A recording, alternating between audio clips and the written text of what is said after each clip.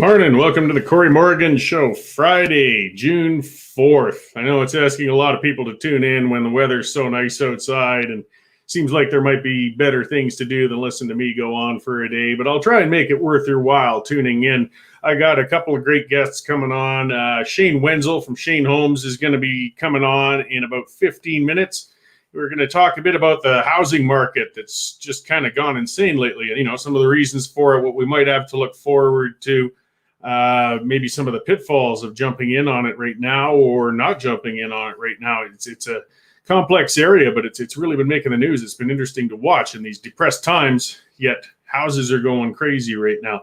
After that, I'm going to talk to Jacob MacGregor. He's a young fellow who's running for Ward 1 in the municipal election in Calgary up there. I know it seems like a long ways away, but, the election's coming. There's going to be so many candidates. There's so many openings. I mean, the mayoral's office is open. I believe over 5 sitting councilors are now not running for their council seats again. So there is going to be a turnover one way or another. And there's so many candidates that, to be honest, they may as well get in early rather than late and find out what they're all about and what they're putting forward, so that in this rare chance for a big council turnover, we take advantage of it and get the best people we can, because turnouts in municipal elections are typically terribly low, embarrassingly low, and we really need to pay attention to them, because that's the closest level of government we got to ourselves, and we ignore these candidates at our peril. So it'll be interesting to talk to Jacob. He's running, as I said, in Ward 1. That's where Ward Sutherland is right now. He's going against an incumbent candidate, and we'll see what he has to say on it. So things are going well. We've got our sponsors here. They've been sponsoring these shows, and good morning, Sandy, by the way. Helping us along, because again, as we state all the time, but it's worth repeating, the Western Standard doesn't take any sort of government subsidies or money or grants or any of that like many other new media organizations do. It allows us to stay fully independent. We can talk about what we want, what we need to, and cover those stories. And it relies on you guys and sponsors, of course, for us to be able to do that. So we got some great advertisers. We've got subscribers. Be sure to subscribe if you haven't already. There's a free trial for a while. You can get into those stories. There's some fantastic stories, columns, editorials with a subscription. And then, of course, you get the chance to get the full package by signing up fully, which we think will be worth it after you've looked at the free content for a bit there. So, all right, I'll start with our first sponsor here, though, the CCFR. Today's show, it's brought to by the Canadian Coalition for Firearm Rights. And we got order in councils happening in Ottawa. We've got things coming after our firearms, trying to disarm us, trying to take away our property. Nobody works as hard as the CCFR to fight for your ability to own and use firearms. So check out what the CCFR is doing by going to firearmsrights.ca. and click why join us, and it'll give you a lot of background on what they're doing, what they're up to. So let's repeat it one more time, firearmsrights.ca, and click on why join us.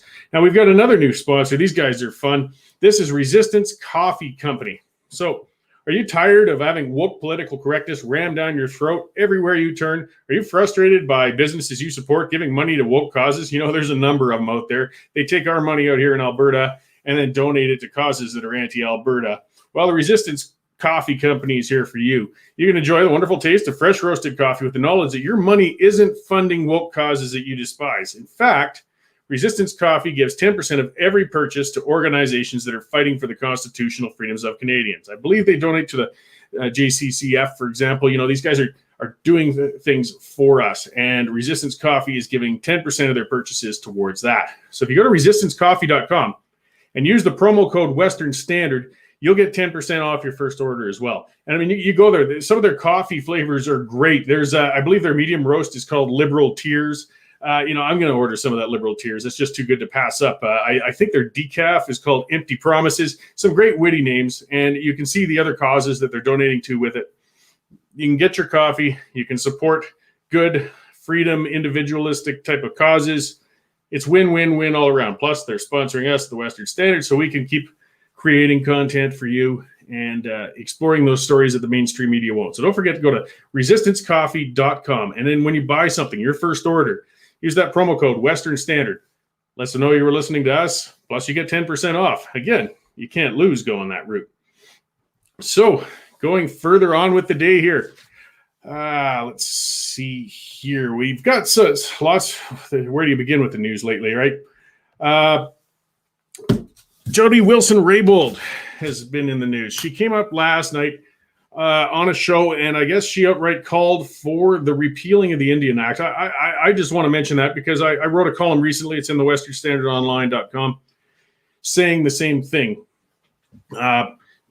People can give it more weight from, Ms. Wilson-Raybould, since she's a First Nations person who did come up, through the system and became a lawyer and a successful, yet controversial politician. Lover or hater, she's been a successful person who's worked very hard, and you've got to take what she talks about with First Nations issues seriously.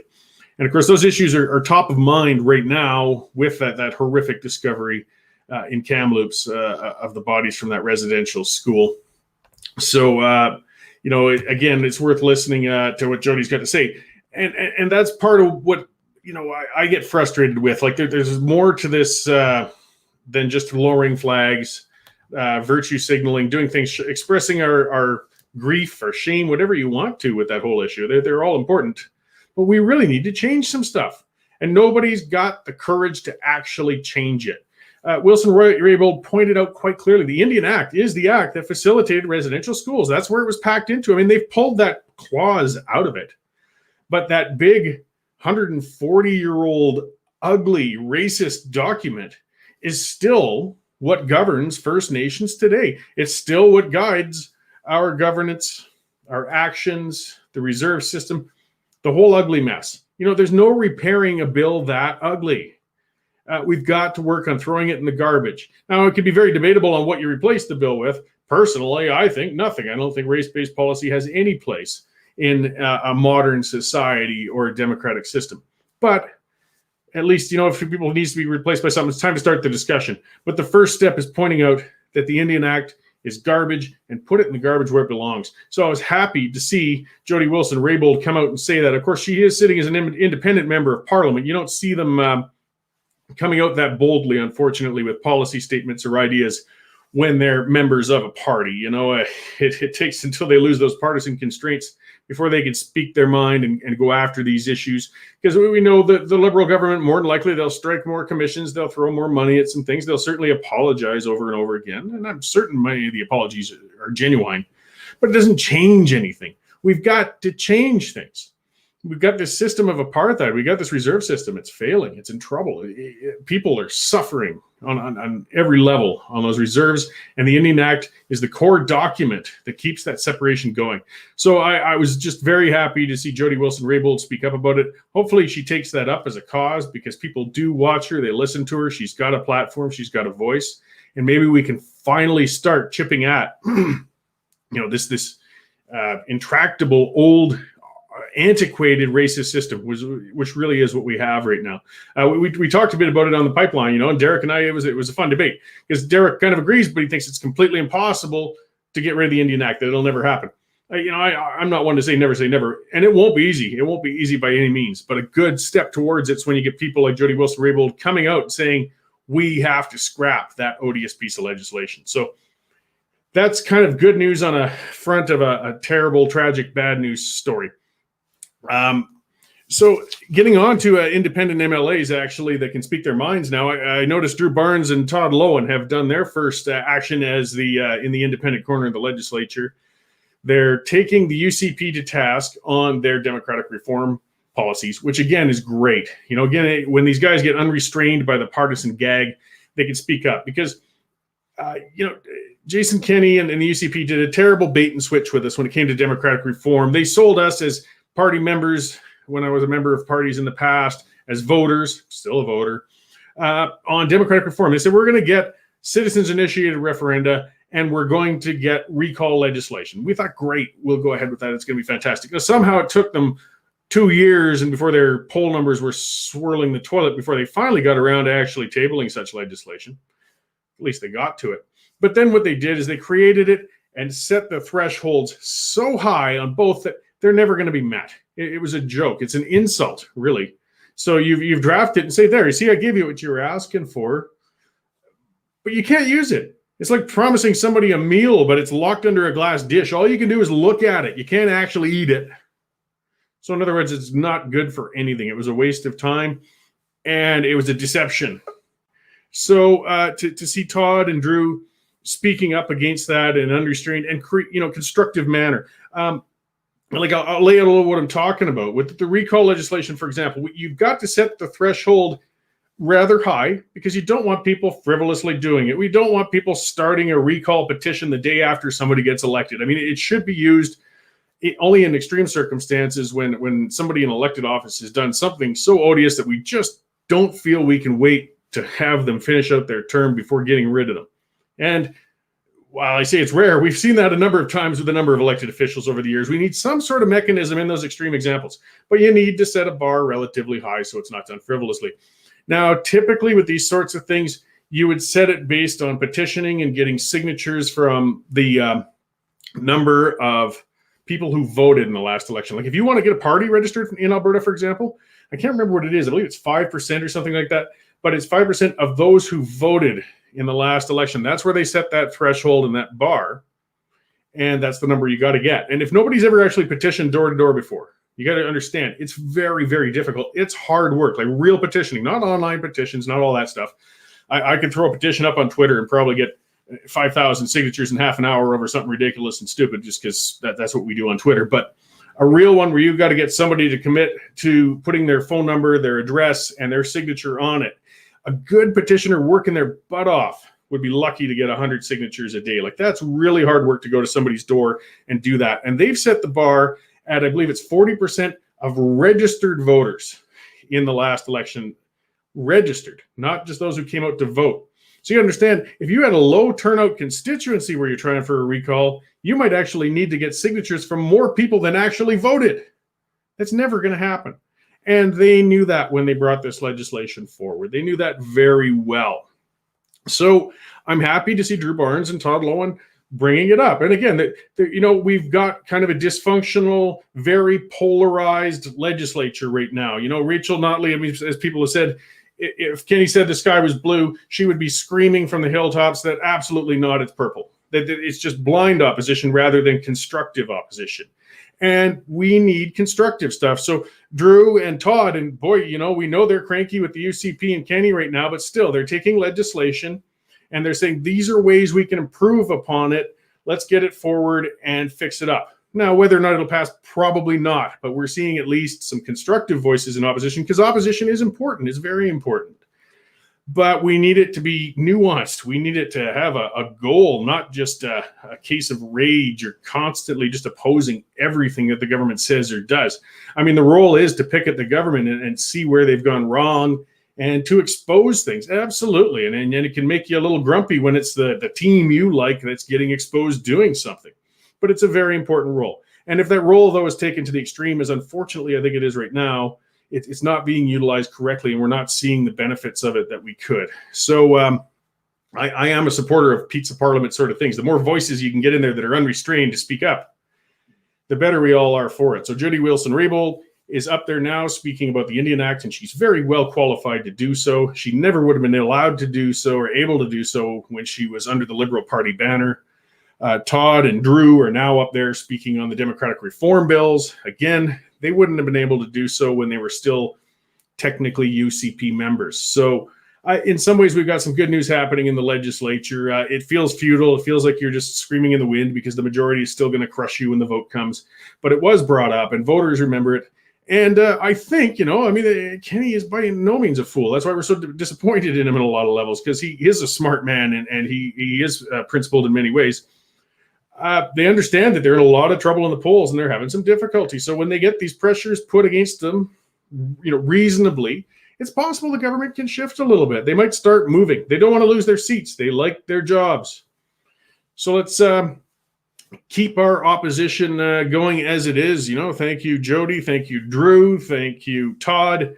Good politics to all. So I'm going to bring in on to something a little different now. Is Shane Wenzel. He's from Shane Homes, the namesake of it, from his father, Cal. The housing market has been big in the news lately, and a lot of it is kind of it's a huge issue. It's confusing. There's a lot of odd trends happening.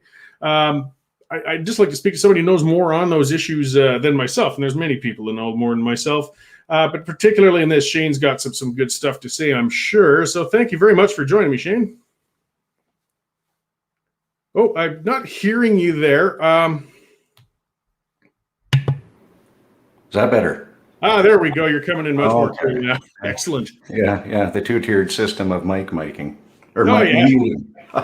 Hey, it's better than what happens if you get an embarrassing hot mic when you're saying you're doing something that you should. So Absolutely. better to have some checks and balances. So thanks for coming on. Good to see you, by the way. It's been a while, these COVID Likewise. things, and nobody gets out anymore. Actually, I wanted to start. I was hoping I threw that out in the tweet as well. You know, you've been really active lately. You've always been politically outspoken and things, and you've put out a great YouTube video on cancel culture and an article in Business Calgary, I believe it was. Yes. Calgary, yes. So maybe we could expand in a bit of that in a little bit here, if you like, too. If you've got some time to chat on those things, but I do want to start on housing. Like, this is something it's been kind of strange. You know, I've seen it in my neighborhood down in Pritis. Like, houses have gone up for sale and they're literally gone in 8 hours. They're getting what they asked for. They're getting into bidding wars for these things. Like, we're in an economic almost depression right now. Most people are in a hard way. Why on earth are we seeing people going into bidding wars and paying much, much more for a house all of a sudden that they never would have imagined a year ago? You know what? If I had all the answers, I'd probably be on every talk show from coast to coast. I would have predicted that it would have slowed down, and that's where we were a year ago, Cory. We were locked down, and people just weren't getting out. I mean, they were scared. They didn't know what to expect from COVID, and we actually had a relatively decent year last year. And this year, where you think things should logically slow down again, here they are. They've ramped up once again. Yeah, so we're a bit baffled ourselves, but I mean, we're happy to go along with what's happening out there. But when you look at what's happening in the market, though, I mean, prices have gone out of whack. And honestly, for the first time, at least in my career, all of North America has really exploded for housing. Now, what can you tie that back to? Well, there's a few things, I think. One, I mean, you're seeing a product of the lockdown when it comes to a lot of the pricing out there, and lumber seems to be the hot button right now. And just to give people a comparison, because I know that there's some people who said, well, really, you builders, you're going for a margin grab. Well, no, it's not a margin grab. Trust me. Since September of 2020, on an average 2,000 square foot single family front drive home, lumber has gone up $44,000. And that is the largest increase I have seen in my entire career.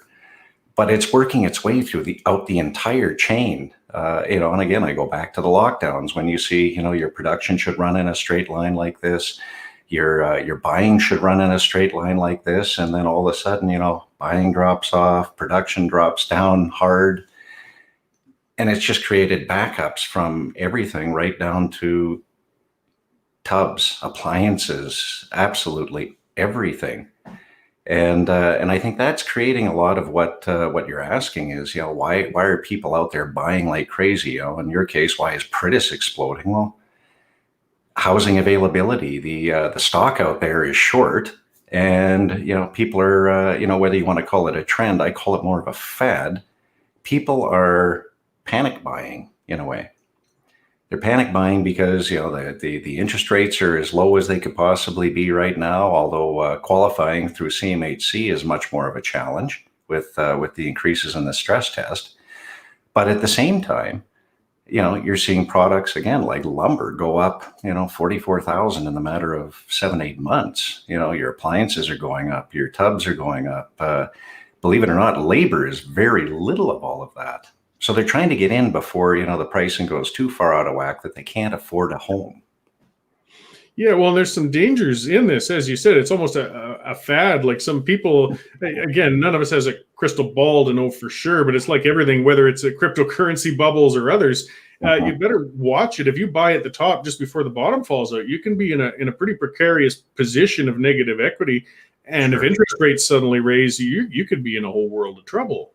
Sure, you could. And I think we've seen that already, where Calgary had reached its peak probably about 7-8 years ago, even in condominiums downtown, where you have people paying $450,000 for 950 square foot apartment. Now they're able to sell it for $380,000, $390,000. So those people are backwards. And, it's no different in suburbia, where you get people who had purchased homes for $450,000, and right now the top value might be $4, but with a bit of the craziness out there, they might get up to about $430,000. So it does come back a lot to the timing. Yeah, and of course, in your home builder, I don't want to be out here discouraging people from investing and buying a home at this point. We're just seeing. I'm sure everybody prefers just to see some steady, predictable, to a degree, trending happening rather than panic buys or spikes, because kind of everybody can lose in that sense. So would we've experienced it once before, where you saw Calgary go right out of sight, and people panic buying, and then they decide, well, I'm not going to take the house. Well. There's a downside to that as well. Yeah, well, and then I'm guessing, I mean, as I said, there's different people to play all sorts of roles in the market. There's realtors who would have other things to add and things such as that, and people involved in things. But I believe, this is the theory on my part, that there's a bit of an exodus from downtown density. I mean, it's just due to this bizarre year we've already had. People aren't as inclined to be in tight quarters with their neighbors as they used to be. And a lot of people aren't working in the core as they used to be, and they may never go back. So, I mean, it's driving a bit of a demand to move kind of outward, I imagine.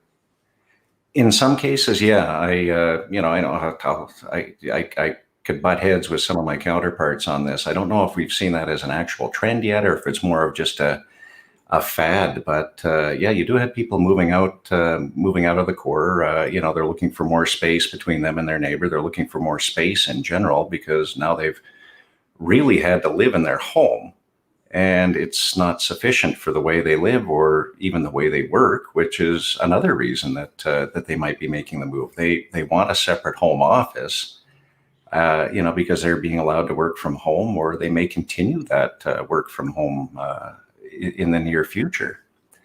So it's an interesting one to kind of track. But ask me the same question a year from now, and I'll be able to verify what's real and what's not.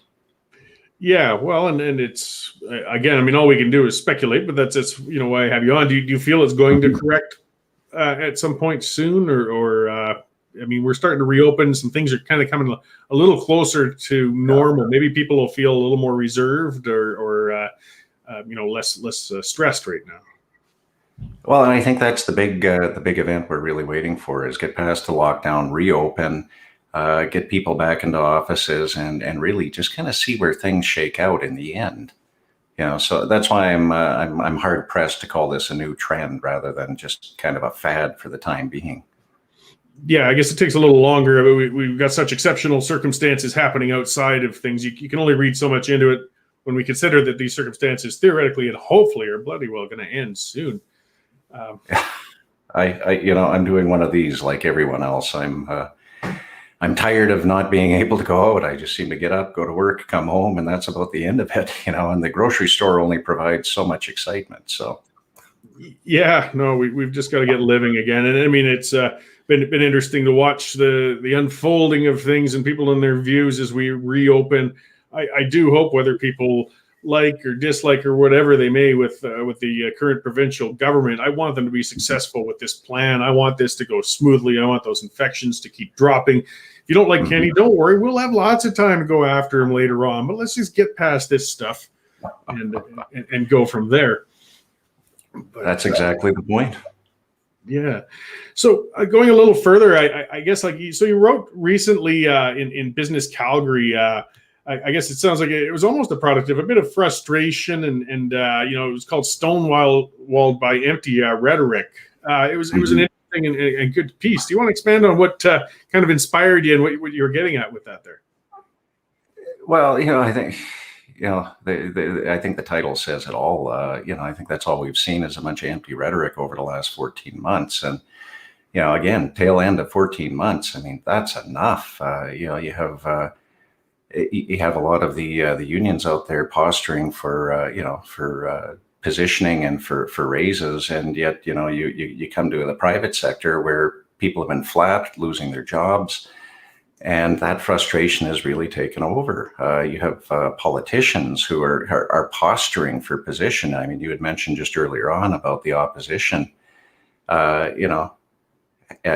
claiming, if the sky, if the UCP said the sky was blue, they would argue that it's red. Oh, and they can do this job better. Well, come on. I mean, and then you go back to mainstream media where it's just constant barraging of opinions and COVID, and people are exhausted, they're tired, and I mean we see now that there's a lot of mental health issues happening out there, and it doesn't matter which age group you fall into, but enough is enough. I mean, how do we get back to normal? How do we get back to, enjoying life again when all you get is all this negativity and arguing and fighting?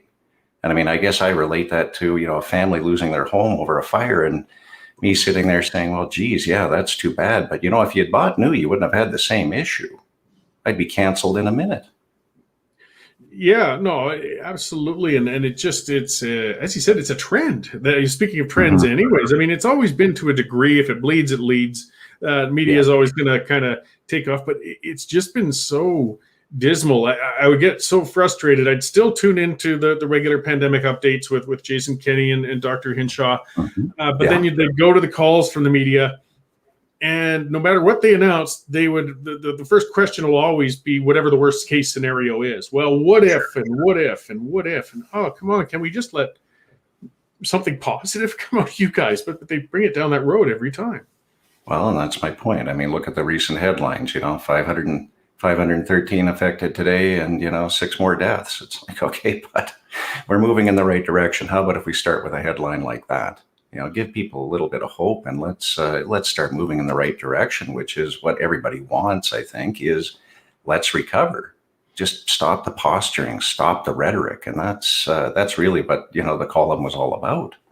Yeah, well, the headline could say, deaths and infections drop dramatically. They're down by 80%. They, vaccines are proving to be effective. I mean, all sorts of things you could write. It's not dismissing those who have died, not dismissing those who are still vulnerable, and that there's still a risk out there. But at least you can just take a break from they're always going to write up the most frightening and depressing of statistics as the headline, and it gets tiresome. It gets tiresome, but I think honestly is that people are starting to leave that because, they do want some hope.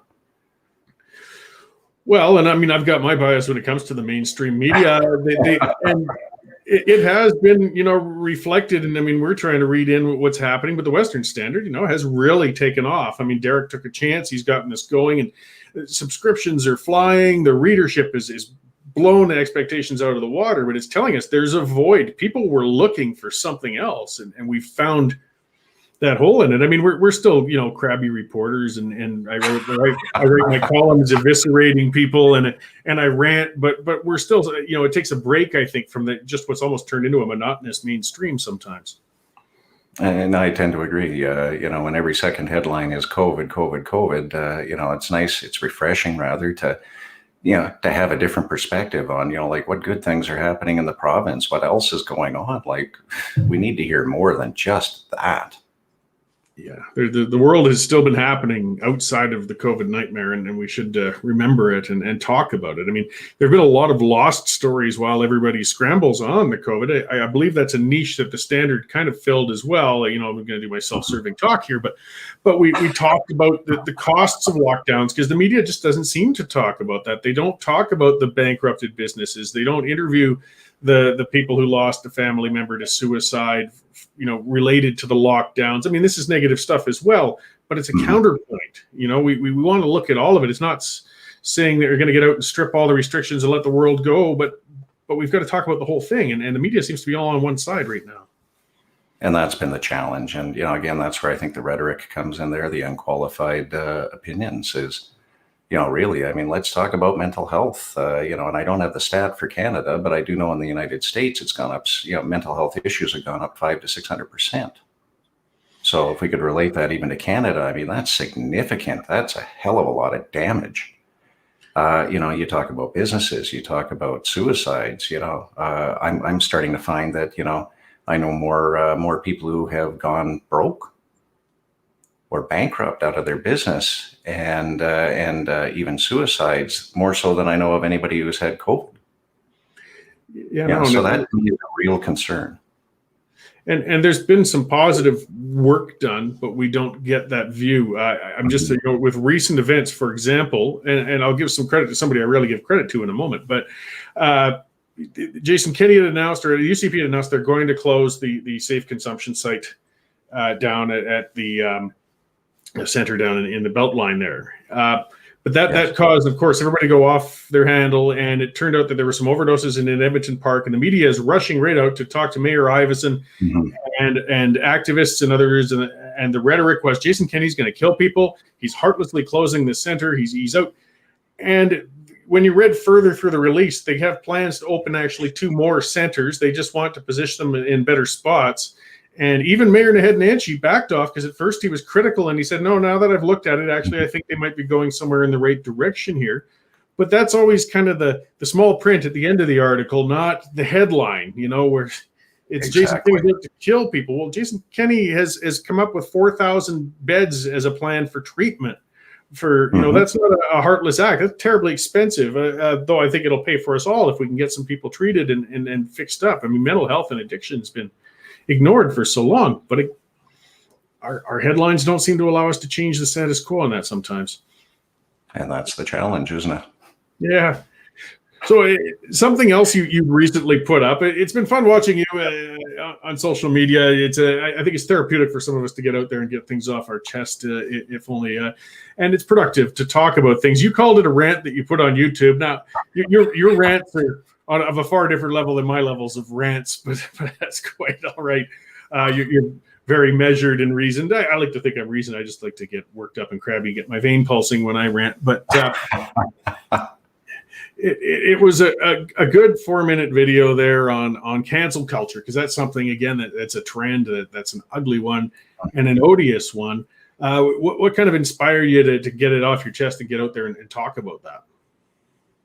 Well, a lot of kind of the same things that inspired me to do the column for Business in Calgary. It's another frustration out there because it seems, and I'm not kidding myself. I mean, I know cancel culture has been around since long before I was alive, but it just seems to be amplified lately. And I think that's, it's almost the new thing for people since they're locked down, that, they need to find something to do with their time and, jump on the cancel culture train, or the mob bus, as I like to call it.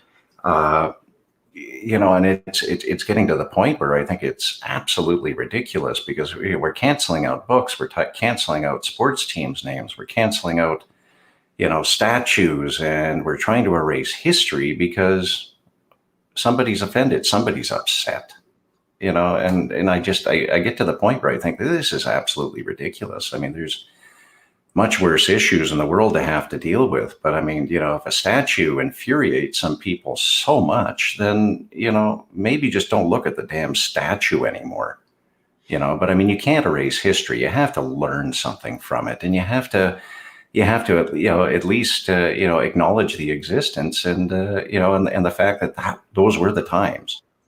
And you may not agree with it now, but I mean, it's something to learn from, and it's something to ensure never happens again. So I think that's where the mild rant of my video came from, was just that pure frustration of, oh God, every day another thing.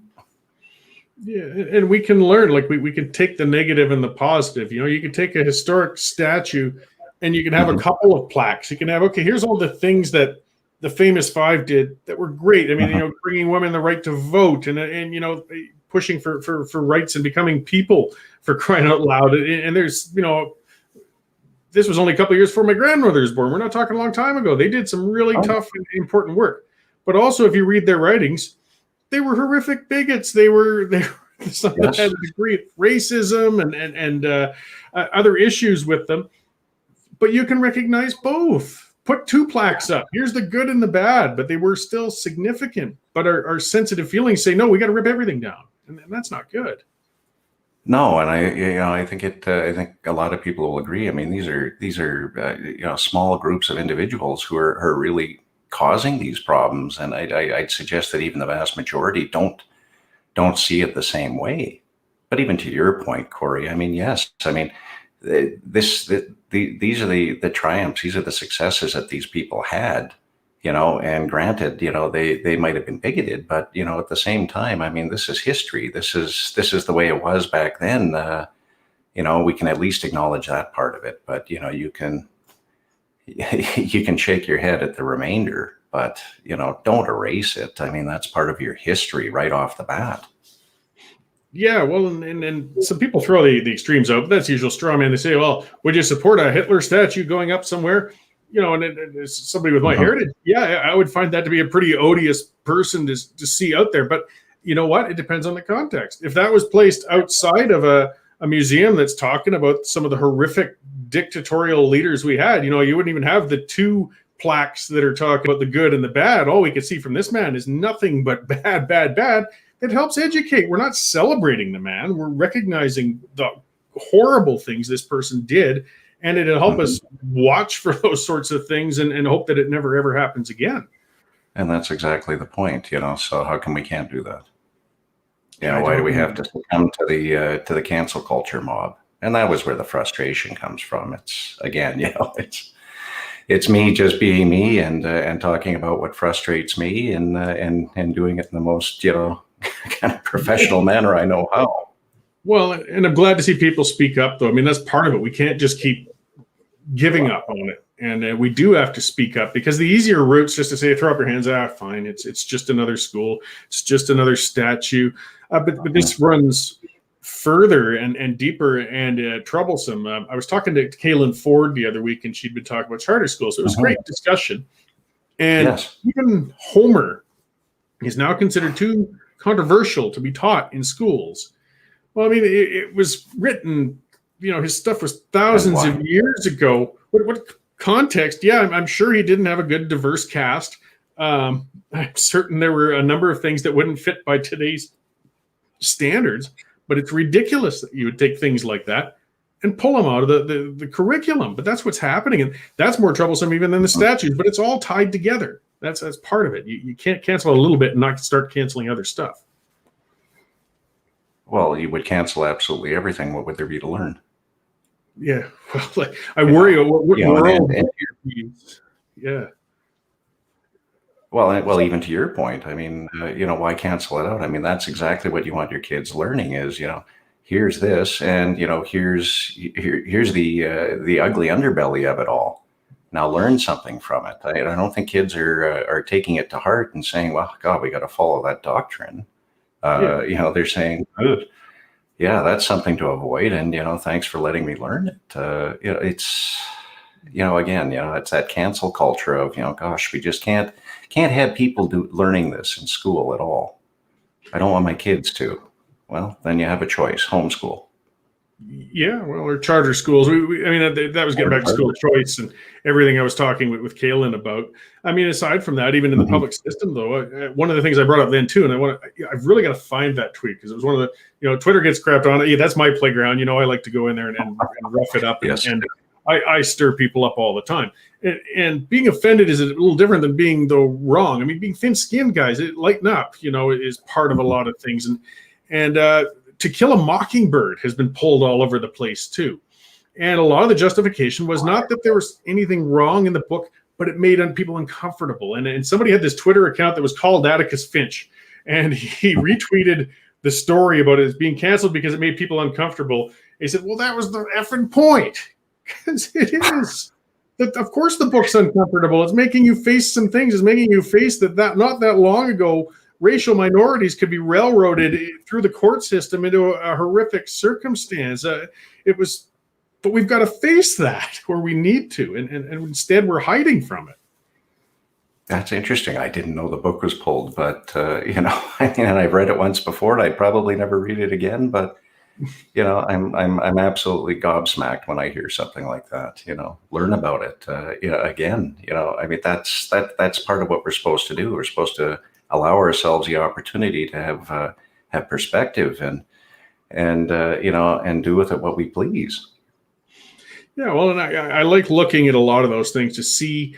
It helps me see how far we've come along. When certainly, Tom Sawyer and Huckleberry Finn. I mean, they're peppered with the N word throughout. It's and it's an awful word. I don't like that word. I don't use it.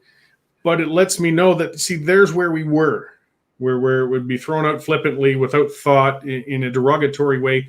And ironically, the books were somewhat progressive for their time. I mean, it humanized Jim and showed some of the again, the unfair hardships that the slaves were taking, and that, multi-race people could befriend each other, actually, and look at each other as comrades. But yeah, it was loaded with a lot of very out-of-date and offensive language. But does that mean you rip the whole book out? Do you get rid of it? I mean, that's what's happened in a lot of circumstances. And we're all losing because of it. Sure we are. Sure we are. And I mean, it's not even something you can reference back to anymore because you can't find an edition of it unless you own one. No. And again, it's not why can't we have rational discussions? I mean, I think any younger person today is not going to read that book and suddenly just start coming out and peppering their language with that word and referring to people as such. If they do, then there's some more serious problems going on. Well, absolutely there are. With that individual. But we're losing. One of the terms you used, I think, in your rant was that we have a frail society right now. You'd think we'd be getting tougher with age, with all this exposure to information and other people. It seems to have gone the other way.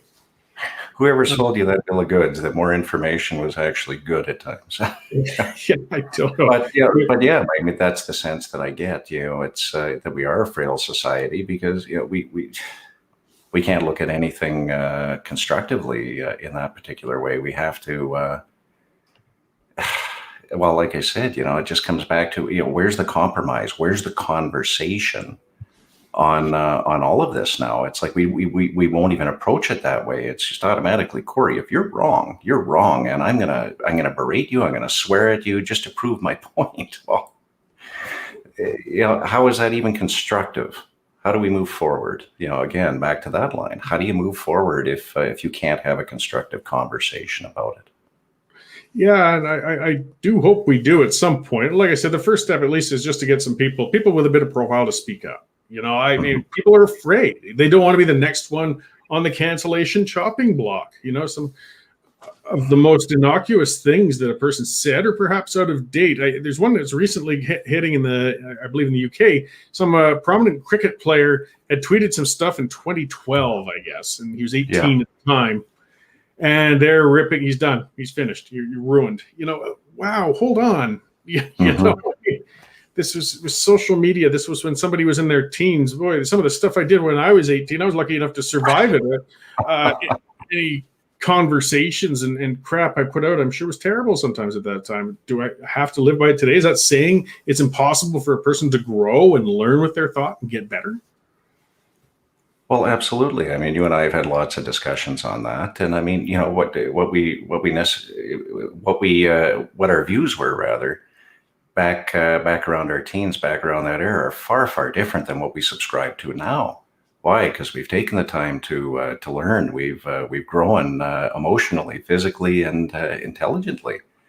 And I think that's the thing that, it goes back to the cancel culture comment again, is, if you're going to use something on me or about me that I said maybe 20, 30 years ago, then you have no perspective as to who I am as a person today. But automatically you're canceled. No, and it's just so wrong. And we can lose so much. I mean, we're losing speakers, upcoming political figures. I mean, some of these young people being canceled, we don't know what their potential might have been. Exactly. Maybe they did something wrong. Maybe what they did really was, pretty unforgivable for the moment. But I mean, this is scorched earth. This is the swarm. We are going to drive you from the public sphere for life. It brings to mind maybe the human nature thing, of the old witch burnings and tarrings and featherings. Like, we just seem to have a degree of that in our nature, that we've got to single somebody out and run them out of town on a rail. And we haven't outgrown that instinct yet. Feed the outrage. Just keep feeding the outrage. It's a frustrating thing. I'll let you go soon. I know you're quite busy. I appreciate you coming on. I'll throw something out, a commenter threw out. I doubt any of that is in the cards here, but Rose is asking, says, I like him. Is Shane running for any political seat? I thought that might be the response, but I encourage you. Well, you know what? I can't lie. I mean, I've been approached to do that, and I mean, certainly at some point in time in my life, maybe I'll consider it.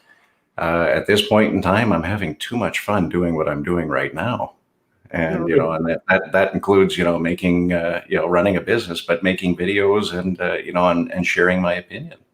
So thanks, Rose, but not right now. Yeah, well, no, that's the right. Never say never. As I said, we change as we go. Maybe it'll seem like a good Well, idea in 10 years, or maybe it never will. We'll see as it. you never know. 10, 15 years from now, it might be something I'd rather do, because, home building's a wonderful thing. And, the business is ever growing and I have a chance to put my mark on it now. But, down the line, there might, I might grow bored of it. And, I'd rather step back as the chair and let somebody else do that. Yeah, then you can get elected somewhere, and I'll still have my show, and I'll start ripping into you for all your bad decisions as an elected Oh, official. great. Thanks, Cory. Oh, yeah, we don't give anybody a break. That's great, and I just like to, when listeners have questions and that, I like to respond in that. So again, I appreciate you sitting down. I know that the housing market, as I said, is complex, and there's people in different portions, or aspects of it too. I mean, it's hard to give specific answers on a fluid situation, and people have their different areas of expertise, but it's just been in the news a lot and everybody's scratching their heads on it. So the more information we can get in that, the better, to try and kind of see what's going on. Well, like I said, it's a challenge. I mean, don't get me wrong. I mean, it's fun to have sales. It keeps people employed and it keeps the economy going. It's just the supply chain issues are what's really eating up our time now, and just trying to figure out, how do you build these things? Like, we're actually moving some people in with temporary appliances now, and that has never happened in my career.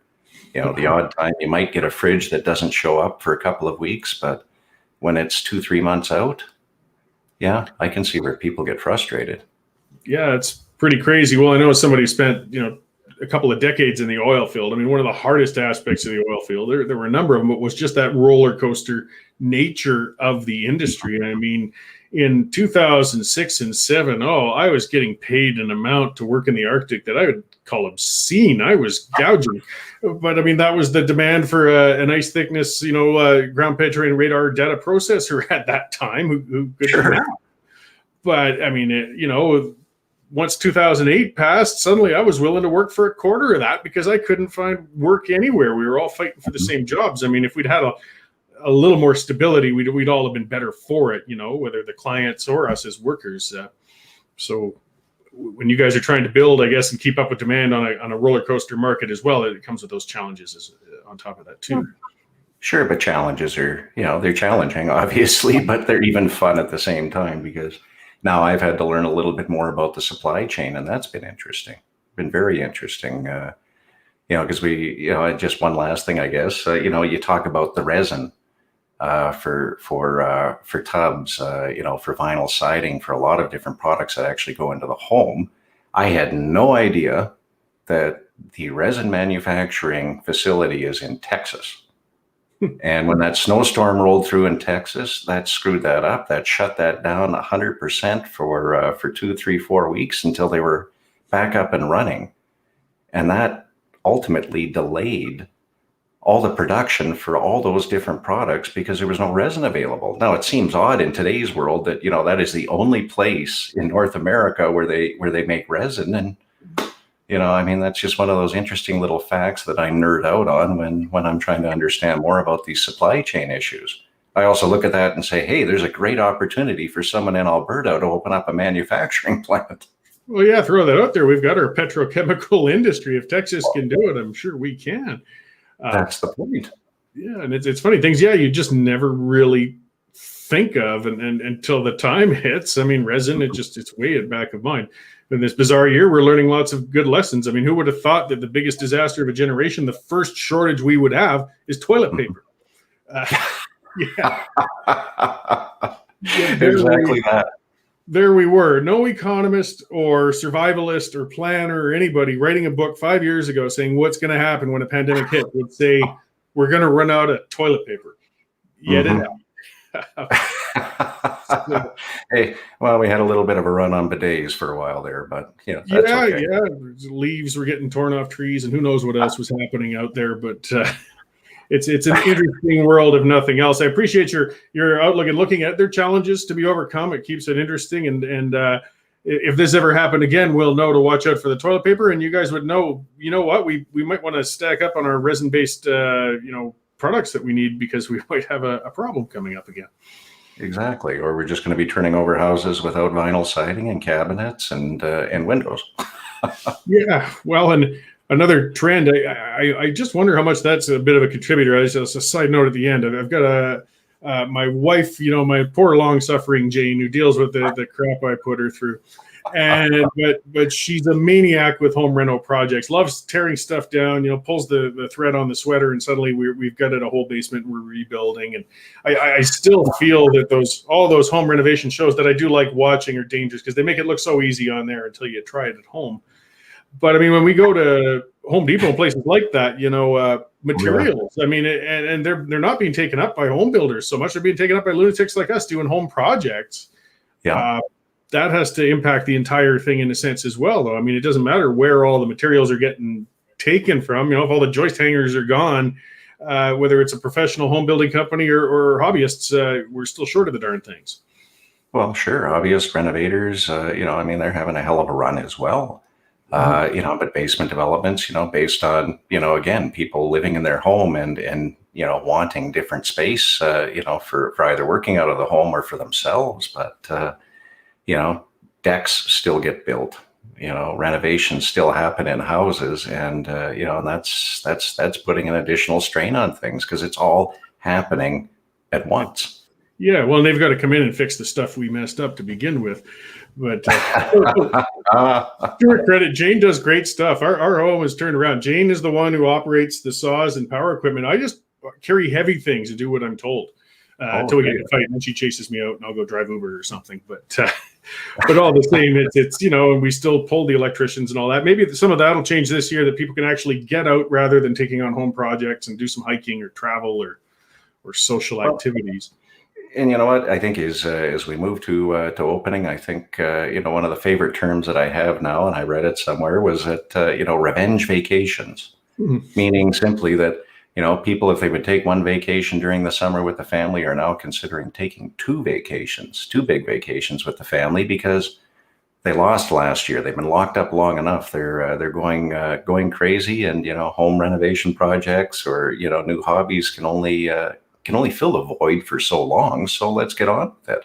Let's go out and enjoy the world again. Yeah, well, and if they got the budget good on them, I know I wanted to get somewhere warm last winter, and it turned out to be impossible. So the best I could do is, turn on the heat light in the bathroom.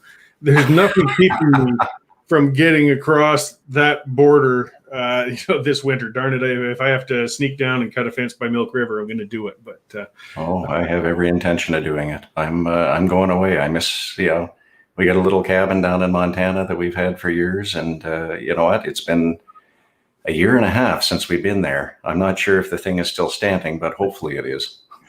Well, yeah, and my mother lives in just Sandpoint, Idaho. I mean, again, one of the West's, I think, best hidden gems, only 5.5 hours away. We've got an incredible lake and resort area hiding down there, and I've got that good opportunity of cheap accommodations, and I haven't been able to take advantage of. Well, not to mention, Mom, if you're watching, yes, I want to see you too.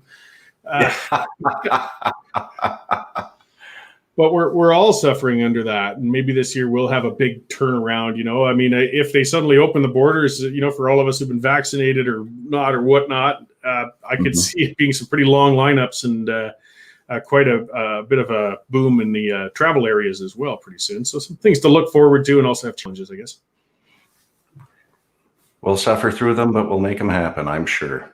Yes, you bet. All right. Well, thank you very much again, Shane. I'm looking forward to more of your polite rants, and I'll keep up my crabby counterpoint rants. And well, if we keep speaking up, we can make things better in little ways as we push along through things. So that's all we can hope to do. Right on. Well, I'll try again soon, I'm sure, Shane. You bet, Cory. Take care.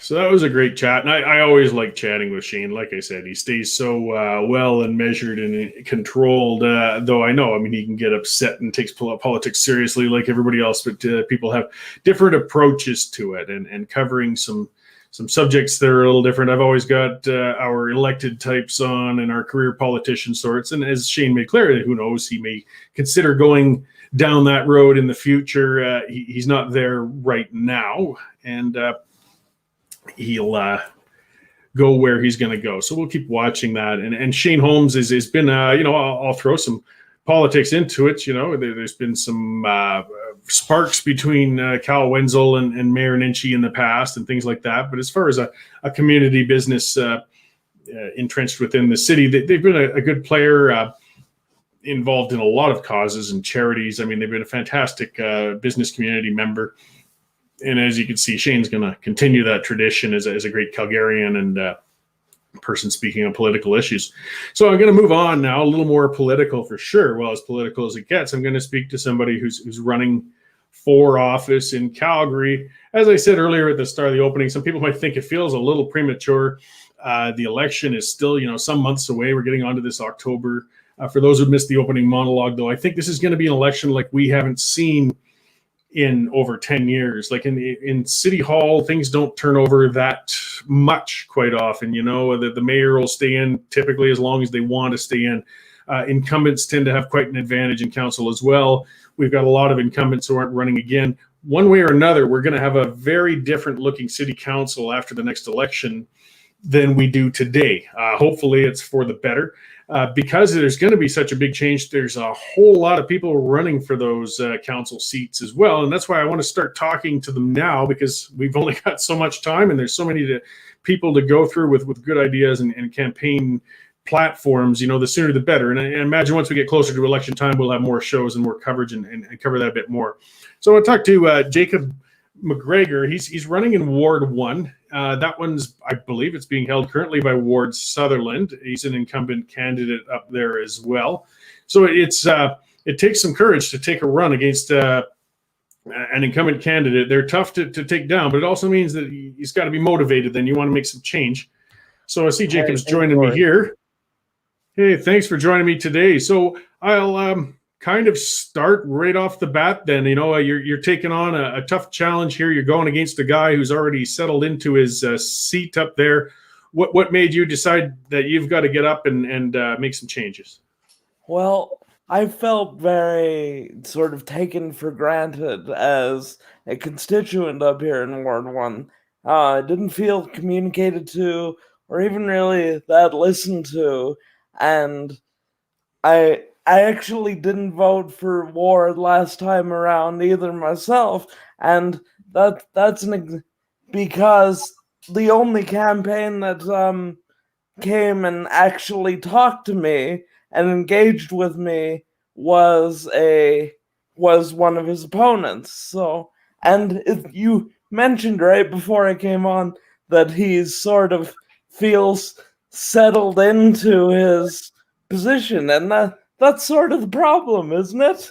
When these incumbents feel like that's their seat, we end up with a disconnected council that's not doing what's best for their constituents.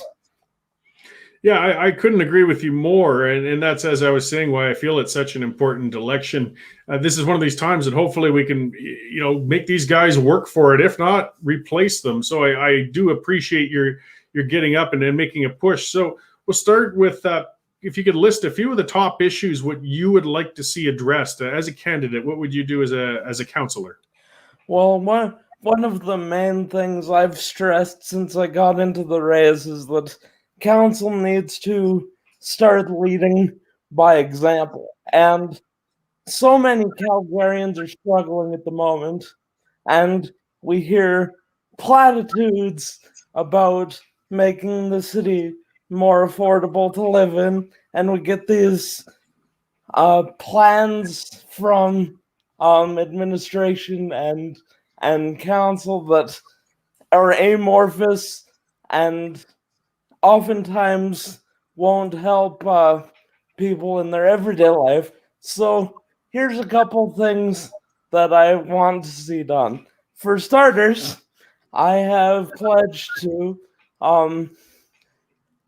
advocate for a 10% salary rollback for council and administration, including myself, and an end to supplementary pensions.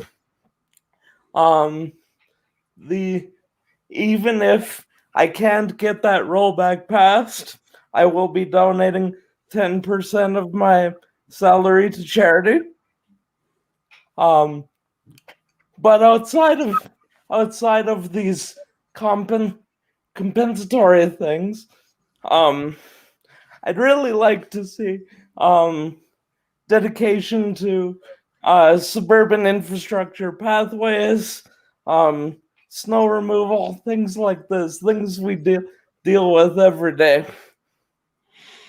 Yeah, the important ground level accessibility. I appreciate the approach in leading by example, and that's something I've long been a proponent of. I mean, going way back, you're a young fellow, but before your time when Ralph Klein was going and we needed to kind of rein in spending. One of the first things Klein did, though, was cut the salaries for every MLA, and he got rid of the pension plans. Exactly.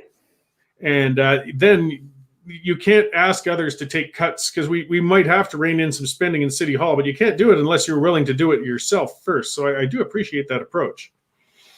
I appreciate that. And another thing I'd like to touch on is this year's shown us the absolutely devastating effect that things can have on our mental health, and I'm dedicated to doing things to make sure there are fewer people reaching that crisis point. What I'd like to see is an online portal curated by the city where you can search service providers by condition, program availability, and cost. And in addition, perhaps a partnership with the province to come up with a way to make cost less of a barrier for low-income Calgarians. This will make sure more people get help and get our police and our firefighters having to deal with fewer of these mental health and wellness checks. Yeah, we've seen some of these wellness checks, unfortunately, end in tragedy in the past. Right. A law enforcement officer, I mean, they're very heavily trained for certain circumstances and situations, but it may not be the best person for the job for somebody who's having a mental health crisis in a household. So I appreciate your approach with that. I mean, in addictions treatment and mental health, these are areas that we've had a lot of shortcomings. I think it's costing all of us on many levels. If we can treat mental health like we treat any other ailment, we could bring people back into functional roles in society, and we're all going to benefit from it. So you're not talking then about a sweeping program, though. You're just talking about at least facilitating and aiding in the direction of where people can go for help. I'm very much about practical solutions. These big sweeping programs, they can have great outcomes, but you also need to take these smaller, visible steps, give people a place to start. Absolutely. So I'm going to get on a few more direct issues. So something that's been big, and every councillor has to deal with it, even if whether it's in their constituency or not, is the green line. It seems that it keeps getting smaller and smaller in scope while the budget stays high. Where do you stand on that project? I mean, it's kind of the largest mega project approaching right now. I have been a little ambivalent towards the green line for a while now. As you said, the costs keep going up, and the actual scope and effectiveness of the project either doesn't change or becomes less noticeable. I was interested to see that the South Leg got the go-ahead the other day, whereas we changed procurement strategies, pardon me, for the North Leg. I personally, when it comes to the North Leg, one, would like to see an airport link included if we do go forward, as well as at the start of the North Leg process, probably fewer stations and more bus rapid transit to have more direct outcomes in a less costly manner. Okay. So some common sense transit approaches and need based.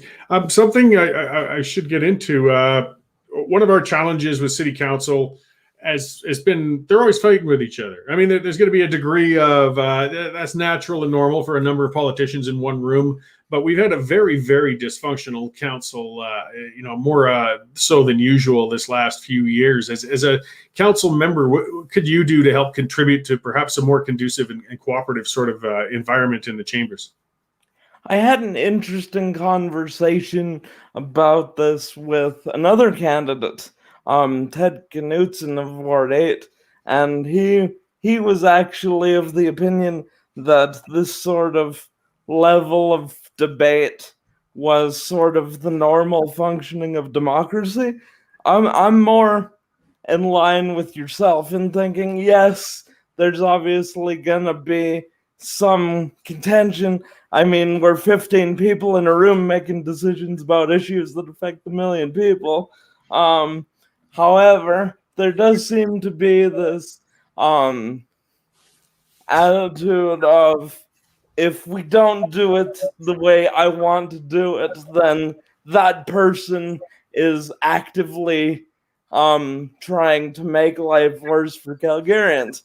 Whereas instead, how we need to be looking at things is, okay, we don't agree on this issue, but here are some things we can work on. Because even people you fundamentally ideologically disagree with, you're gonna have some areas where you're able to work together.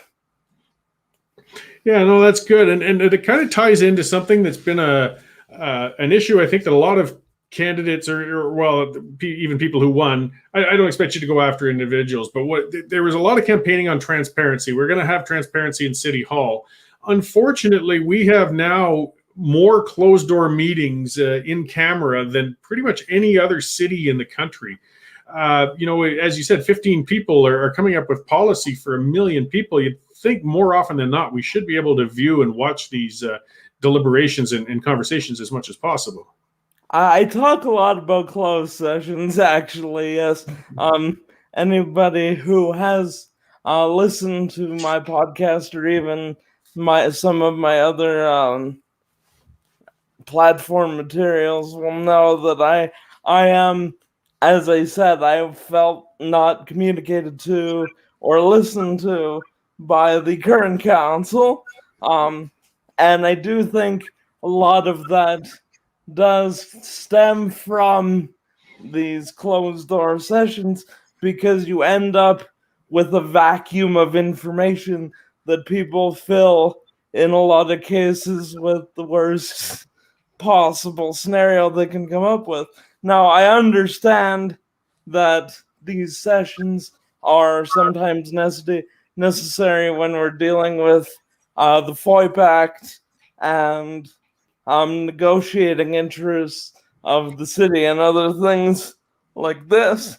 But there are a lot of times where the reasoning feels pretty tacked on. Yeah. So something that, since you've mentioned it there, as Shane's asking, where can he find your podcast? Like, things have been, with the pandemic, you can't do typical door knocking and town hall meetings and things like that. So using digital means to reach out to people and communicate with them has been very important. So where can people find what you've gone through? Oh, yeah, I should mention that, I guess, while I go on and on about the podcast. My podcast is called Your Neck of the Woods. We talk about the issues of the election different community events in Ward 1, and we're having a series where we have guests from the races outside of Ward 1. So take Excellent. a listen to that. You can find it anywhere you get your podcasts, be it Apple Podcasts, Spotify, things like these. On my YouTube channel, Jacob for Ward 1, things like that. Great. Yeah, and we'll repeat that at the end. I'm quite excited about, the new options from way back when I was insane enough to run for office. Voters were wise enough not to put me in there, but we didn't have the means to really communicate like that. We've got so many other mechanisms now and to interact. It's just important to get those there. So even doing something like this remotely isn't something that was an option until a few years ago, right? Yeah, that's right. And it's particularly in times like now when we haven't been able to get out, we're fortunate at least to be able to have these alternatives to rely on. Otherwise, it would just be, I guess, flyer deliveries and hoping for the best. So getting back to some policy talk, a very controversial issue that came up for a little while was the guidebook on communities. There's definitely some different points of views on how, Calgary is still going to be a growing city and an evolving city. Communities are changing, new communities are coming in. The guidebook sounds like it was a little more prescriptive than it was initially modeled to be, and there was a lot of battling over visions for the city. What were your views on where things went with that, or with development plans? Well, I've talked a lot about the guidebook both outdoors and online, and the original document, the guidebook for great communities, started as the big battle we've sort of had here about densification. I read it. It was a dense read, let me tell you, and it struck me both as too prescriptive and also having a lot of wishy-washy may and should language with regards to actual engagement. And when you have a planning document like this, for one, it needs to have, when you're calling something a guidebook, that original document read a lot more like a policy book, and then when you're talking about this engagement piece, which is obviously one of the primary problems people had with this process, it needs to be will and must, not may and should. Yeah, well, that was a lot where the debates, and I think some people kind of played it a little both ways. If something came up that seemed a little controversial, they could say, well, it was just a suggestion in the guguidebook. But then if somebody says, we need this done, they say, oh, well, we have it in the guidebook. Well, you've got to take a side. When you mention that, and I'll again, we won't go at it too hard, but you heard a lot of that in committee where they would be like, this is just a guidebook, it's just a reference. And then in the actual public hearing sessions and the votes, it was dealt with much more as a byline of policy. Yeah, so almost a deceptive sort of practice in my view, but that's some of what happens when we don't have transparency. And again, you see, it's hard things. Mayoral candidates as well, they've got to speak to broad issues, but they are just one vote on council. So it's important to ask the council candidates and members to speak to the broader issues as well. I live actually just outside of the city in Pritis, and it's been very controversial with the county of Foothills where I live.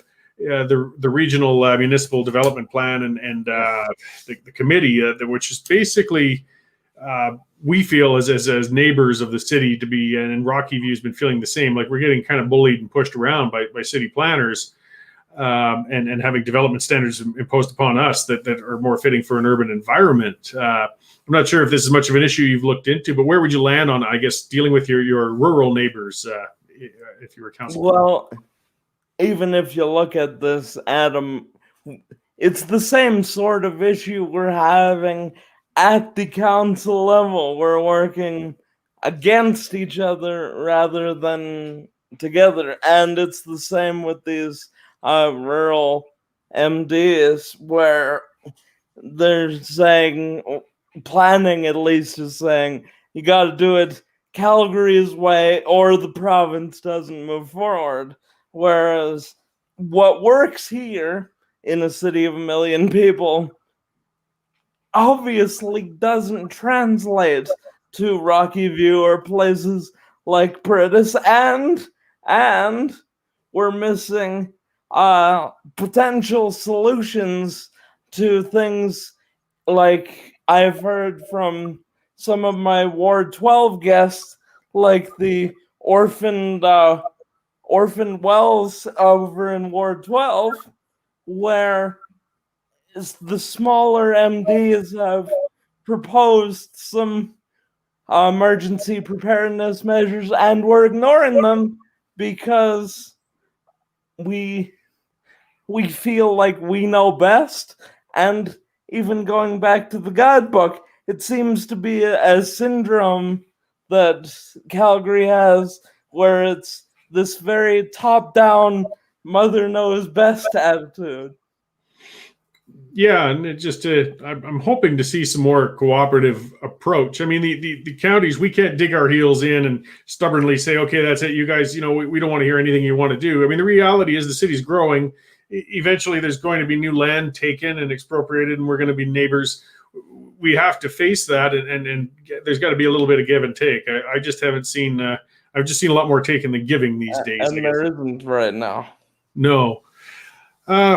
Where else have I got? So urban density in general, that's been an area, again, of conflicting visions, I guess you could say. I mean, a lot of people, if you allow market demand to happen, we see that people typically move to the suburbs. I mean, we've got a hollowed out core downtown right now. But we can't force people to move into it. What can we do to encourage people to settle down there?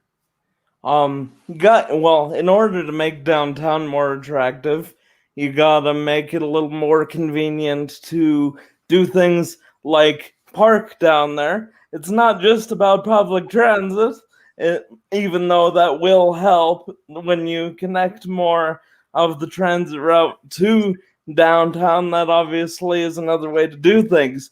But the primary mode of transportation is still the vehicle, and right now it's very inconvenient to bring your vehicle downtown and have to pay an arm and a leg to park if you can find a place to park.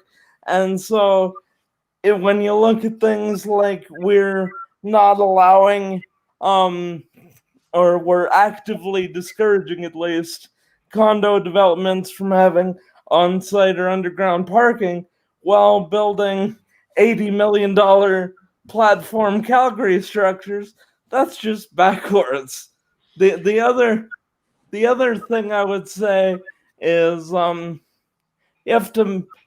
if there's nothing to do downtown other than work, then why would you go there outside of working hours?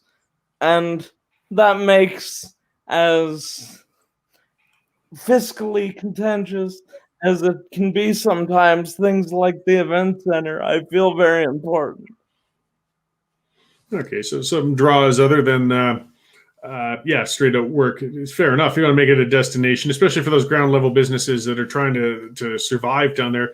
I think exactly. A lot of people have talked about the overtaxation on businesses, but we've got a problem. I mean, the city is spending beyond its means. One way or another, something has to change. Either the spending has to reduce or the taxes have to go up. I mean, that's the ever ongoing discussions on every level of government as well. Where could some spending restraint perhaps be found, if you feel it should be found, and what should be done in the case of taxation?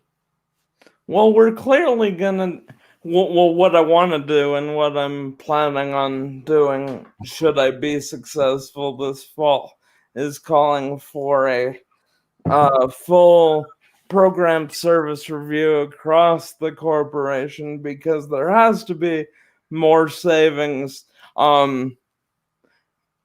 in a lot of places. I save the SAVE program we have right now is well-intentioned, but it needs to be broader. We're in a budget crisis, and we need to act like we're in a budget crisis. But you also mentioned keeping taxes down, and another way to do that is smart, community-driven densification, not through the process that was sort of ham-fistedly advocated with the guidebook. Some will say that's still what we're going to end up with. However, if we engage with our communities directly at the community association level, I think we'll end up with some smarter local area planning. And because we do need to densify, and I'm a fiscal conservative, but the more we spread the city out, the more your roads are going to cost, the more your services are going to cost, the more we have to pay to properly staff police and fire. So if we want to keep costs and taxes down, we have to not only do these service cuts, but find ways, or not necessarily service cuts, because I'd really like to see more of it come from, say, administration, because I think our bureaucracy is very bloated. But we also have to find ways to make services less expensive to deliver. And that does mean some densification. But I want to reiterate, at no point, because they're stretched too thin already, should this mean cutting the budget of police or fire, because we need to keep our communities safe. Yeah, I think most people feel that those are most certainly core community services that they pay their taxes towards and never want to do without. I mean, you never want your fire department to be too far away, or to have law enforcement should there be a crisis or something of the sort. Exactly. So is there any other issues that are kind of larger ones that I've kind of missed that you want to touch upon today? Well, just again reiterating the importance of even things like snow removal, fixing sidewalks and roads, renovating our amateur sports facilities where like our kids play hockey. These are community gathering places, things that affect you every day. And a big part of what I want to do is practical solutions for everyday Calgarians. So. Yeah, so a little more background on you. So you were a born Calgarian and you graduated from UFC with Poli Sci, I believe it was? That's correct. Okay, so you're familiar with the city. I also have served on various volunteer boards with the city. I was a member of the advisory committee on accessibility. Obviously, as somebody with a physical disability, I'd like to see more thought when we have these capital projects given to making them as accessible as possible, because we've had so many frustrations with things like the central library not being the most accessible, even with it being this big prestige project. And it's just because it was an afterthought. And I've been to job interviews at smaller offices downtown where the building didn't have an elevator. And that's not acceptable in 2021. So that's obviously something I'm passionate about. Some of my other experience, I volunteer with the Calgary Rocky Ridge Conservative EDA, and my my local MP, Pat Kelly. So I'm engaged in that community. And just lots of volunteer work like that. Great. So, what are your campaign plans going forward as we go through this summer? Are you've got events planned, or are you just going to be out there hitting the doors? Well, there's going to be more hitting doors now, especially the lockdown is coming to an end. And we're going to because I did, when the latest emergency measures were declared, I stopped canvassing activities for a little while, and then we switched to just doing door hangers where you're obviously not interacting with people, because obviously it's my priority to keep my friends and neighbors safe. But now that we can get going again, I look forward to being at the doors. I will also be in a couple of candidate forums online coming up. Those are conversations among candidates on June 7th. And let's talk about Calgary on June 14th. And you can find registration for both of those on Eventbrite. Great. Well, and I'll just wrap up here. We'll go through again. Where can what's your campaign website? And for if people want to volunteer or have questions or anything further from there, how can they get a hold of you? If you want to donate or ask me questions or volunteer and be part of our vision for Ward 1, my website is jacobforward1.ca. You can find me across social media at jacobforward1. As I said, the podcast is called Your Neck of the Woods. You can find all previous episodes of that on the website, on YouTube, and on the podcast services. So, well, right on. Well, thanks for taking the time to talk to me today. I know campaign times are busy, and absolutely, I enjoyed it. Great, and I hope I can talk to you again before the election gets here. Like I said, I'm getting an early start on this because I follow municipal elections closely because it's just a level of government we don't pay enough attention to, I think, and I really want to make sure people get as much exposure to the candidates like yourself as they can. No, I very much appreciate it, because the more, if you vote for the same, you're gonna get the same, and the more non-incumbent candidates like myself can get out there, the more people will know they have a choice. So great. Well, thank you, Jacob. I'll let you go, and we should talk again soon. Thank you. Thanks. So again, that's Jacob MacGregor. He's running for council in Ward 1. The incumbent in there is Ward Sutherland. I didn't expect or want Jacob to speak directly, of course, to other candidates or people, but I will, and I've spoken on Ward before. He's one of the folks in City Council. Speaking for myself personally, I think I'd like to see him replaced. He's not one of the more cooperative, nuanced thinkers on the council, in my view, but there'll be some options coming along with Jacob and others this fall, and hopefully some Calgarians choose to change. I can't speak for Ward 1, but I give all the information, and we'll see what happens up there. And it's one of 15 wards, or 14, and that we want to see change. We've got a real opportunity this time around, and I hope that opportunity comes. So that was a really good chat. I love listening, of course, to people with a feeling of fiscal responsibility, good common sense approaches, because common sense is something that is really lacking in City Hall. Somebody, Kitty and Grunt, saying I'm breaking up. My internet may be getting a little spotty here. I hope not. It should pick up. Technology can be limited. Now, I've had a couple of people, I might as well address it. I've asked a couple of times if I'm going to interview Kevin J. Johnston. For those not familiar with Kevin J. Johnston, he's a very controversial mayoral candidate. He's certainly made a lot of news and caused some change. No, I'm probably not going to have him on.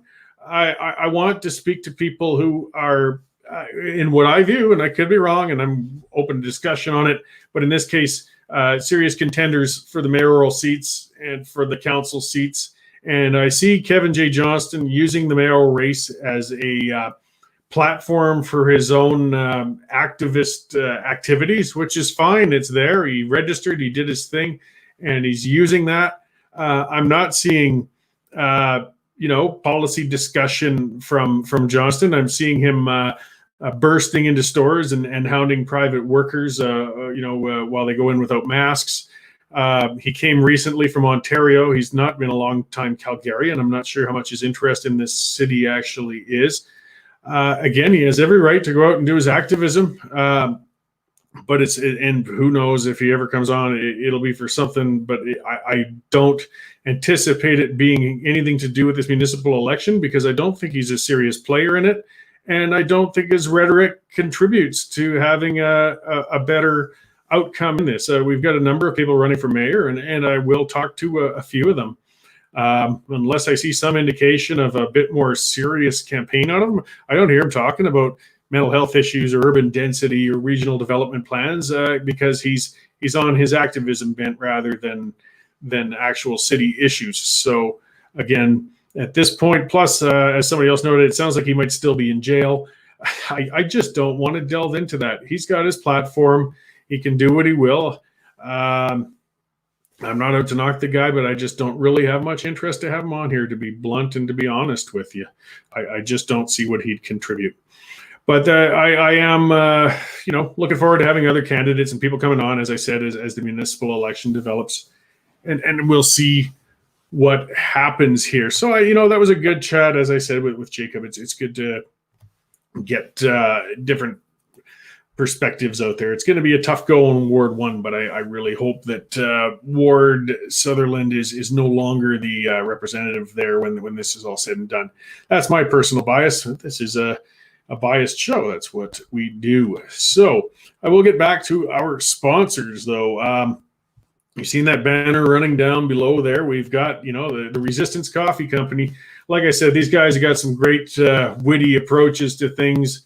They're if you're tired of the woke political correctness, things like that, you go to some place, you want to buy some soap and towels, and then you find out they've been donating to causes and things that are actually trying to undercut your industry or your province even. Well, Resistance Coffee Company certainly isn't doing that. They don't give money to woke causes, but they do give some money to ones that are fighting for the constitutional freedoms of Canadians. In fact, they give 10% of every purchase to those organizations. So you can enjoy the wonderful taste of their fresh roasted coffee with the knowledge that your money isn't funding those woke causes that you despise. Go to resistancecoffee.com and use the promo code Western Standard, and you'll get 10% off your order. That's important on a couple of fronts. It lets you know who sent you, and you'll get that 10% off. Hey, we all need to save a few bucks here. These are tight times. As well, we've got the CCFR. That's the Canadian Coalition for Firearms Rights, and nobody's working as hard for you to fight for your ability to own and use firearms. These guys are suing the federal government right now on your behalf as a firearm owner, a responsible one, as most of us are. You got to help them out, though. Become a member or donate to their legal fund. You can go to firearmsrights.com.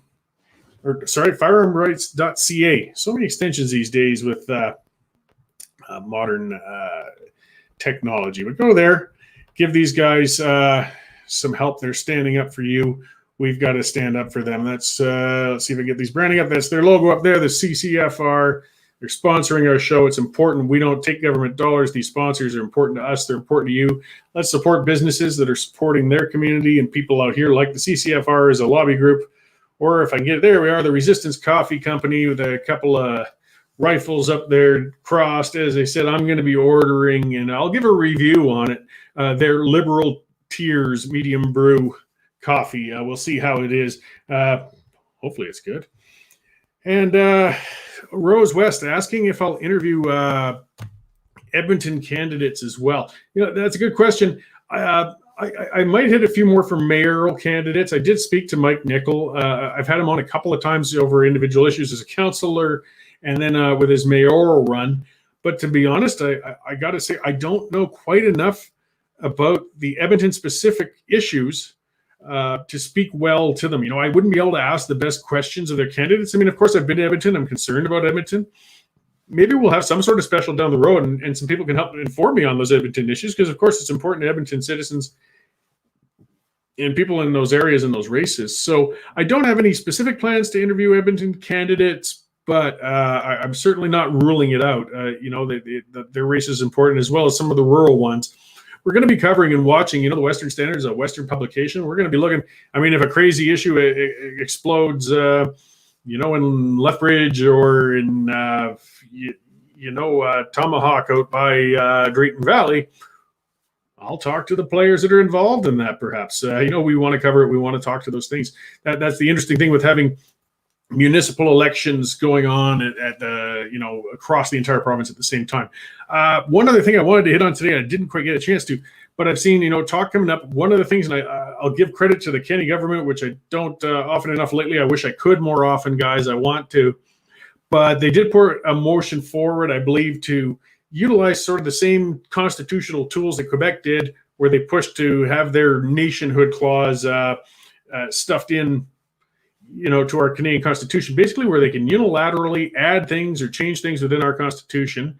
I've been yelling for some time, well, come on, Premier Kenny, get on that. Let's do this. We can utilize these tools. Let's stand up for ourselves.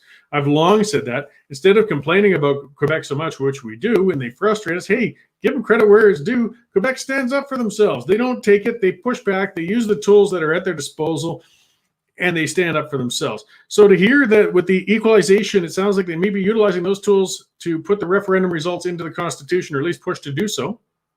I think it's great. Absolutely. Let's use those rights. And it's funny that, Chris, that spurred some of the discussion from the usual people who start poo-pooing it. Oh, you don't understand how equalization works. Oh, come on. I do. And I do understand that we don't cut a check and send it to Ottawa. It's not as literal as that.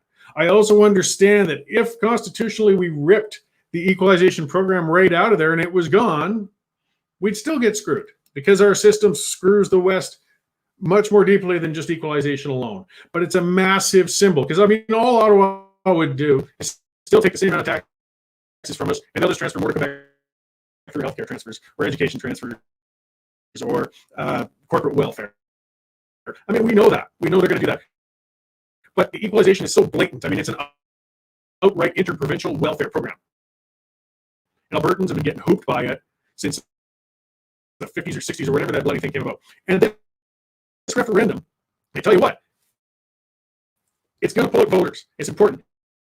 And there's some of the army, all these guys get up and say, oh, Albertans don't understand how equalization works. Well, what better opportunity than spend a month campaigning on it then? Let's spend a whole month talking about it. You guys can explain to us how it's good for us, or explain to us how we don't understand it. Explain to us how we're pissing in the wind by voting to try and change it. By all means, come out, have the discussion. It's not a big expense, because someone say, oh, it's a waste of resources. What resources? It's a debate. We're having an election anyways. Albertans are going to the polling stations. They're making a mark on a piece of paper. We're talking about adding another one. That's all. It won't be that expensive. It won't be that hard. And, if you really don't like it, don't go vote on it. But I will. And I'll vote to shove that equalization rate back up Ottawa's butts. We've had it with it. And Albertans should. And a lot of Albertans will campaign to do so, and they're going to come out to vote. And, Mayor Nenshi, he got very upset with that campaign. That's part of why, in my view, it's speculative, of course, that he's not running again, because he's got people breathing down his neck. He didn't feel confident that he could win. He didn't want to go out on an electoral loss. And one of the big things he was furious about was that this equalization referendum is going to be held at the same time, because, see, he counts on conservative voters staying home. He counts on us being apathetic and indifferent. And I tell you, municipal turnouts are pretty kind of shameful and embarrassing for us. I hope that changes this time around. As I said, we got a lot of change coming. But this referendum will pull people out, people who might not normally care who their councilor was or who their mayor might be, but do care about the equalization. It's not like they're going to come in and just make a mark on the equalization ballot while they're in there. It's like, well, since I'm here, I'm going to vote for my mayor and council candidate and maybe school trustee while I'm at it. So something that draws out conservative voters is something that, yes, makes people like Naheed Nenshi upset. And it should make some of those comfortable incumbent city councilors upset too, because people who don't typically get off their butts and vote are going to get off their butts and vote.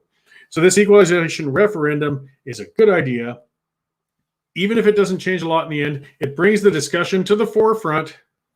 and we'll put our view out there. We get 70% of Albertans voting saying we've had it with that program. That's a strong statement. People say talk is cheap. It's true. But you got to start with talk because the system is a mess. And as I've referred to it before, let's look at this referendum as a dress rehearsal. You know what kind of referendum I'm talking about down the road. Equalization. Think about it. A lot of people, do you know how to campaign? I mean, lots of my followers, listeners, we do. We're political wieners. We get out and involved in these things, but a lot of people don't. And a referendum campaign is quite different than an individual candidate campaign or a party campaign. This is a campaign on an issue. You could actually have a few different groups, we're taking some very distinctive sides and campaigning for the vote on those issues, which is great. It's discourse, it's direct to the people, and it takes experience and skill sets. So when we come out of that equalization campaign, even if nothing else has changed, you know what we do have? We've now got thousands more experienced campaigners, experienced in campaigning on referendums. And we can certainly utilize that experience in future referendums. And yeah, I'm talking about independence. That could be a decade down the road. That could be a couple of years down the road. But I think we're moving in that direction. I might be wrong, but we're not losing anything by moving towards it and getting involved in these democratic exercises. The equalization referendum is going to be just that sort of exercise because it's pure regionalism. It's pure regionalist issues. It's something that applies directly to Alberta and forces people to address this issue because we're sick of it. We've been hurting for years and we're still on the losing end of sticker equalization. We're still getting money taken out of what few bloody businesses we have here and pumped into Quebec companies. We've had enough. So no, those guys dismissing the equalization referendum, the pointy-headed academics saying we're wasting time, ignore them. Those are the ones that brought us to the mess we're in the first place. Just don't pay attention to them. Get excited about that referendum. Get involved in that referendum. And yeah, for my biased view, vote to get rid of equalization. And vote for your local councilor, Reeve, or whatever it might be where you're at, and mayoral candidate while you're at it. This could be a really good year for Alberta this fall. We can stand up for ourselves. We can change our municipal governments. We've had a real crappy year in some so far. Let's turn around and do something good now. So I'll leave on that note. I'm, looking at things with a bit of optimism. We've got good candidates. We've got democratic exercises approaching. Let's take advantage of them. Let's utilize them. Again, the Western Standard. Be sure to subscribe if you haven't already. Subscribe to the newsletter. That'll come in your email. Keep you up to date on things. Help, subscribe on YouTube, Facebook, so you can see these shows when they come up. We do specials. We do individual interviews that come up and get broadcast. Support our sponsors. Get out to that Resistance Coffee Company. Grab some of those Liberal Tears or one of those other types of coffee they got up there. Again, I can't remember what it was. I have to look. False Promises. But get out to that website and put in, that Western Standard is your code, and you get that 10% off and get some good coffee and support some good causes. Same with the CCFR. Stand up for our firearms rights, our property rights. These guys are doing it on our behalf. We've got to make sure that they are supported in order to do it for us. So I'm coming on next Wednesday. I'll have a few for Wednesday. I'm coming on Monday. I'll have some new guests. We'll have some new chat. By all means, email me with any thoughts, questions, issues. cmorgan@westernstandardonline.com. Suggested guests. I'm happy to cover a lot of them, but yeah, no, I'm not in a rush to get Kevin J. Johnston on at this point. Y'all have a good weekend. I will see you on the other side of it.